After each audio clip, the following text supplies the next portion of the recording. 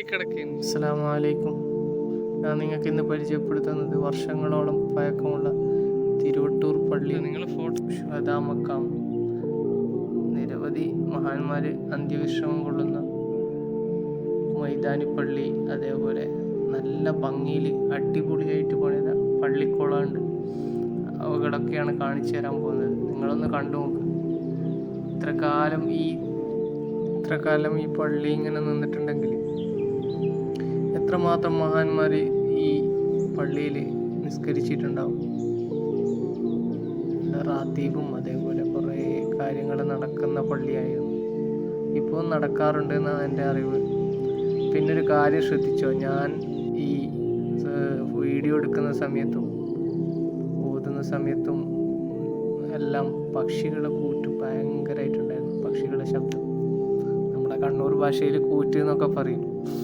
അപ്പോൾ നല്ല ശബ്ദമായിരുന്നു. ഫുള്ള് പക്ഷികളിങ്ങനെ ശബ്ദം ഉണ്ടാക്കുന്നുണ്ടായിരുന്നു. അത് തന്നെ ഒരു നല്ലൊരു അറ്റ്മോസ്ഫിയർ കിട്ടുന്ന ഒരു അന്തരീക്ഷമാണ്. നമുക്ക് ഈ ഇബാദത്തെടുക്കുന്നവർക്കൊക്കെ നല്ല രീതിയിൽ അല്ലാഹുവിലേക്ക് അടുക്കാൻ ഒരു നല്ലൊരു ഇടം. അതുമാത്രമല്ല, ഇതൊക്കെ അള്ളാഹിൻ്റെ ഒരു സൃഷ്ടിയല്ലേ. അപ്പോൾ നമ്മളിതൊക്കെ കാണേണ്ടതാണ്.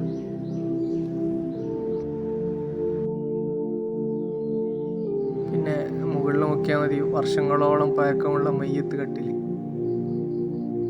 നോക്കിയാൽ തന്നെ മനസ്സിലാവും. അതിൻ്റെ മുകളിൽ അവിടെ വെച്ചിട്ട് കാണുന്നുണ്ട്. അപ്പോൾ അതൊക്കെ ഒരു ഭയങ്കര അനുഭവം തന്നെയാണ്, കാണാനും നമുക്ക് ചിന്തിക്കാനും ഒക്കെ ആയിട്ട്. ഇപ്പോൾ കുല്ലു നഫ്സിൻ ദായിഖത്തുൽ മൗത്ത് എന്നാണ്. ഏതൊരു മനുഷ്യൻ്റെ നഫ്സും ശരീരവും മരണത്തെ രുചിക്കുക എന്ന് ചെയ്യുമെന്നാണല്ലോ പറയുന്നത്.